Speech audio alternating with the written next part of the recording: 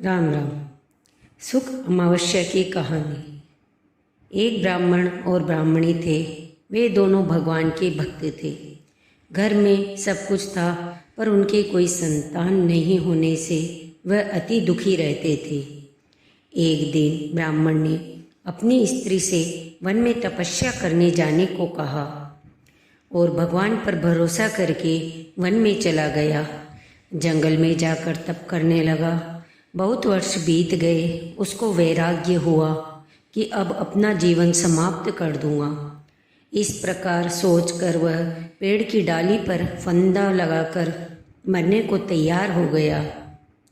तब सुख अमावस्या प्रकट हुई और बोली, देख ब्राह्मण, तुम्हारे 7 जन्म तो कोई संतान नहीं लिखी है, किंतु मैं तुम्हें 2 कन्या का वरदान देती हूँ। एक का नाम अमावस्या रखना और दूसरी का नाम पूनम रख देना। तेरी स्त्री को कहना कि सुख अमावस्या का व्रत करे। अमावस्या के दिन 1 कटोरी चावल भरकर उस पर दक्षिणा रखकर किसी मंदिर में रखना। ऐसा 1 साल तक करना। 1 कटोरी चावल से ही दान करते रहना।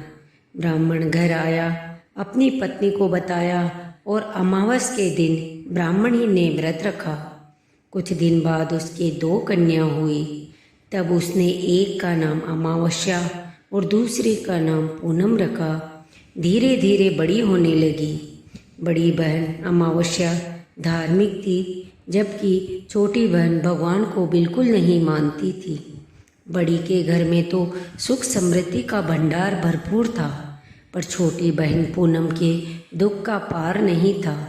जब बड़ी बहन अमावस्या को छोटी बहन के बारे में सब मालूम हुआ कि उसकी बहन दुखी है, तब अमावस्या गाड़ी भरकर सामान लेकर गई और छोटी बहन को जाकर कहा, बहन, सुख अमावस्या का व्रत तुम भी किया करो और पूजा करके उपवास करो, जिससे तुम्हारे घर में भी सुख समृद्धि का भंडार भरेगा। 1 साल तक चावल का कटोरा भर सदक्षिणा दान करना। पूनम ने ऐसा ही किया। कुछ दिनों बाद उसके घर में भी धन धान्य और संतान की वृद्धि हुई।